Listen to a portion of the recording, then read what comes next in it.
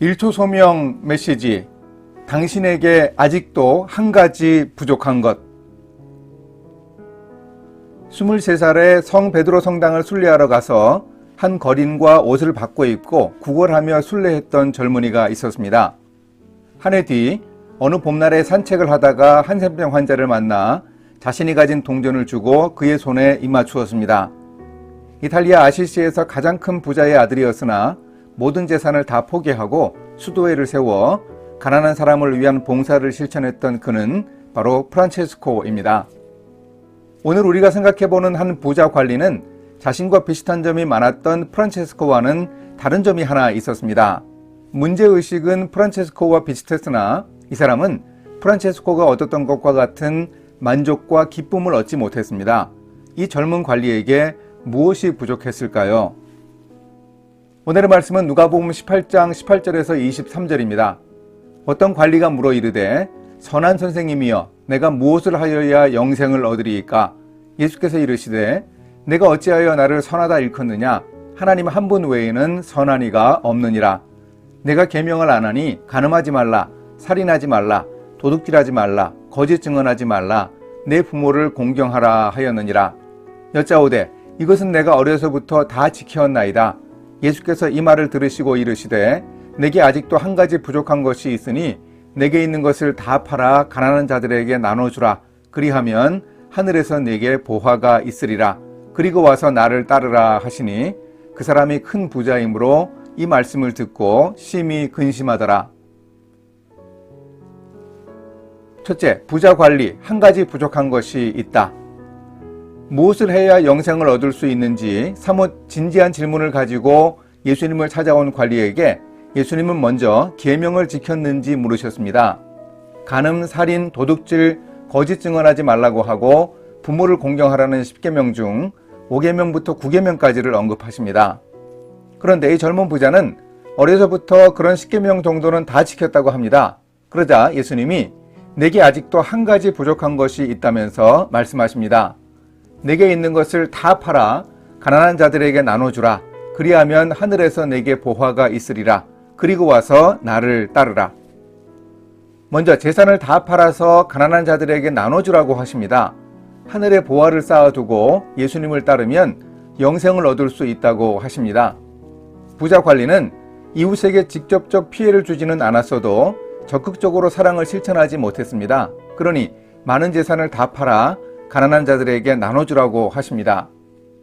예수님이 복음서에서 모든 사람들에게 이런 도전을 하시지 않았습니다. 그런데 이 부자 관리에게는 왜 그렇게 무리해 보이는 도전을 주셨을까요?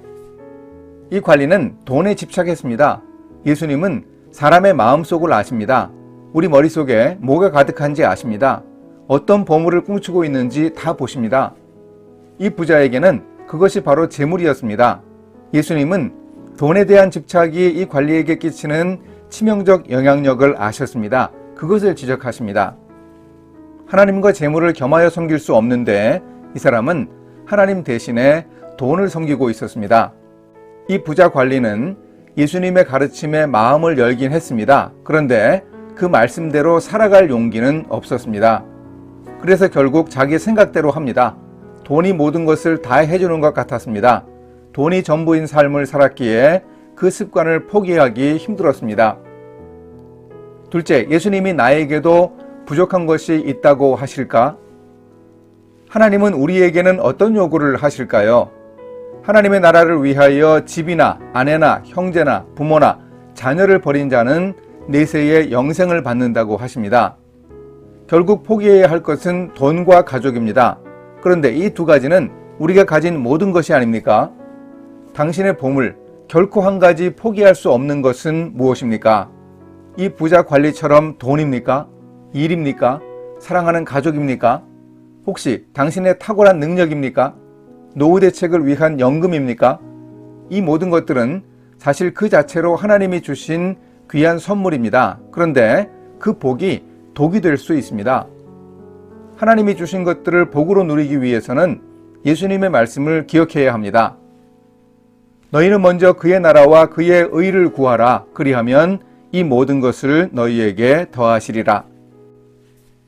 하나님의 나라는 우리 인생의 목적이고 소명입니다. 하나님의 의는 바로 관계를 말합니다. 하나님과 사람들과의 관계를 올바로 세워서 우리 인생의 복을 추구해야 합니다. 이렇게 하나님이 기뻐하시는 구원의 삶을 사는 영생을 예수님이 친히 설명하시는데 그것은 십자가 고통과 죽음 그리고 부활입니다. 제자들이 여러 번 들었어도 잘 깨닫지 못했던 예수님의 십자가 사역이 바로 영생의 해답입니다. 부자 관리도 돈을 포기하고 이 해답을 찾아야만 했습니다. 셋째, 그 한 가지를 포기해서 영생을 얻은 사람들. 한 가지 부족한 믿음을 가지고 있었던 부자 관리와 달리 모든 것을 포기해서 구원을 얻은 두 사람이 있습니다. 눈을 뜨고 싶었던 시각장애인 바디메오와 돈 많은 세리장 삭개오입니다. 이 사람들은 자기들 인생의 모든 것을 걸었습니다. 길에서 소리 지르면서 예수님이 돌아보실 때까지 간절히 매달렸던 바디메오가 눈을 떴습니다. 내 믿음이 너를 구원하였느니라 라는 예수님의 구원 선언도 들었습니다. 예수님을 만나고 싶어 돌 무화과 나무에 올라갔던 삭개오도 그렇게 소중히 여기던 돈을 다 포기했습니다. 그리고 구원받았습니다. 오늘 구원이 이 집에 이르렀으니 이 사람도 아브라함의 자손이미로다. 인자가 온 것은 잃어버린 자를 찾아 구원하려 함이니라. 예수님의 말씀을 듣고 근심하며 떠났던 부자 관리와 비교해 이 두 사람이 어떻게 달랐는지 확인해 볼 수 있습니다.